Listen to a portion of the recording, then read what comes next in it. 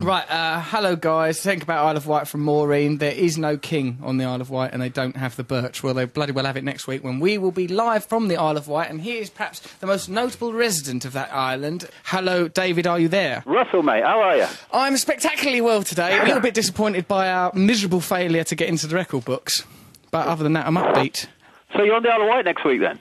Yeah, we're coming over there to stay there and perhaps live like feudal barons. We were going to try and conquer the Isle of Wight and begin our attempt at revolution there. I see you live there, do you, David? Great idea. Yeah, I do. Yeah, I've lived there since 82. What's it like there?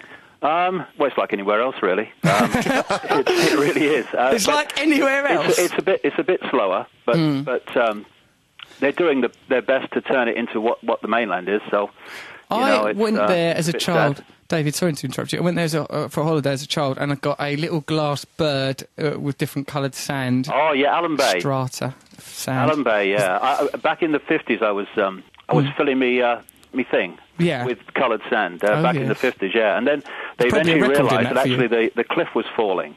Oh, bloody hell. You know, because they kept cutting it away with thousands of holidaymakers, so the penny dropped, so you have to buy it from the shop now. Right, you can't just go and excavate different coloured sand because you're actually eroding the world. It sounds like the kind of ecological disaster, David, that you predicted. I was watching that notorious, infamous appearance of you on Wogan, like 16 years ago, was it?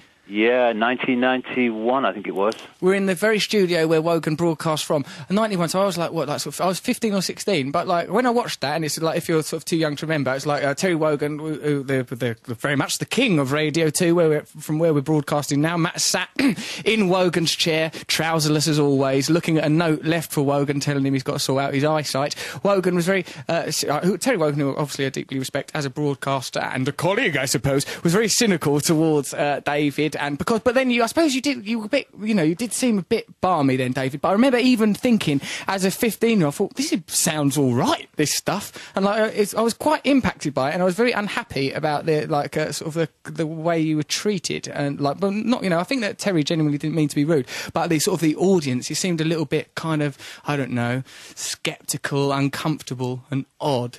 Well, I don't think it would take much to make Terry sceptical about much, really, because I don't think his box is very large. But well, actually, no, I happen to have met Terry, and he was packing heat. Let me tell you, David down there, he could be in the Guinness World of Records. Especially as he's bloody Irish, they'd probably put him in there without even sending an adjudicator around. That seems to be how it works, from what I've told. But but really, since then, you've gone on an incredible journey, David. And there's a lot of your seminars sell out, don't they, all over the world? You sell hundreds of thousands, if not millions, of books, didn't you?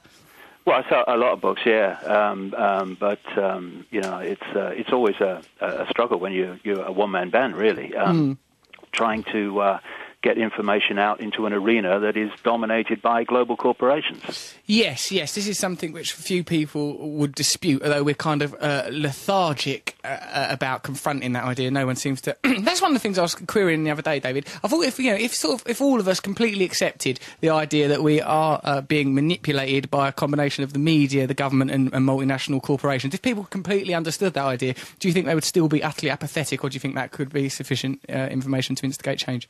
I think a lot of people would, find the nearest bucket of sand and stick their head in it, yeah. Don't do it in the Isle of Wight, though, because it could be dangerous. You'd probably fall off the cliff. But I can tell you, I've been a barometer for this, really. I mean, that thing with the Wogan show, life is a journey, and we tend to judge every step at the time we're making the step. Right. And it's only when we see the steps following one after the other that we realize actually that life often gives us our greatest gifts, brilliantly disguised as our worst nightmares.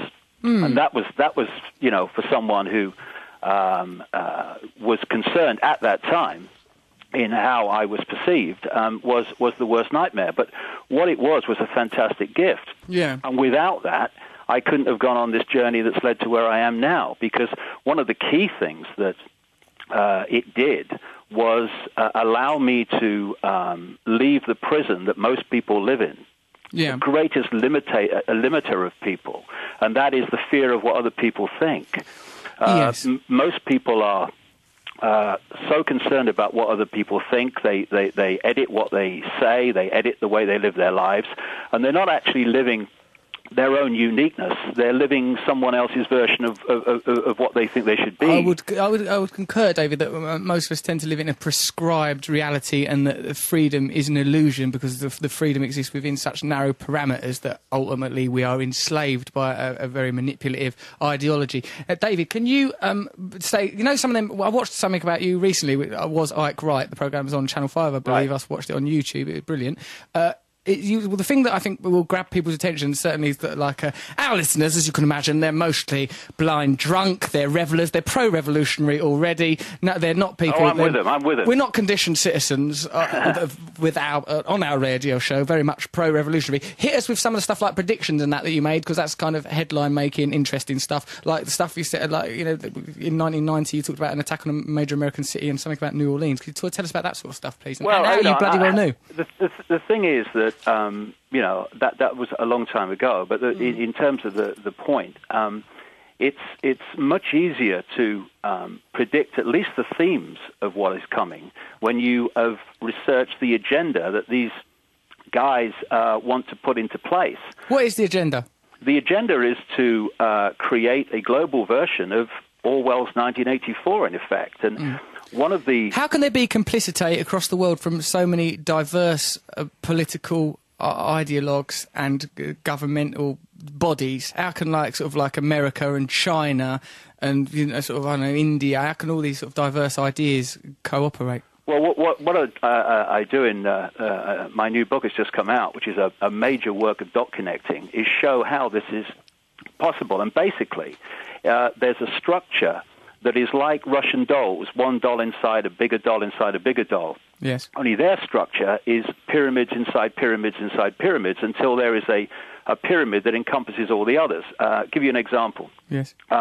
If you go to a bank and you talk to the guy across the counter, he doesn't know what the bank manager behind him is deciding or talking about. Right. The bank manager doesn't know what the next level of the bank is talking about, and eventually you get to the peak of the pyramid of that bank where there's a tiny few people who are the only people that really know the agenda. So you would say that you think there's a coordinated hierarchical pyramid at the top of which everyone is complicit? Well, I show that very much in the book, and you see, if you look at the way organizations, whether it's the BBC or a transnational corporation or a government, the way they're structured, it is as a compartmentalized pyramids. Right. The vast majority of people are in the bottom of the pyramid, and they're just going to work and doing their job and going home. Yeah. The only people that know how all those individual, of themselves, apparently innocent contributions fit together to create anything but an innocent way that we're going. Yes. There's very, very few at the top.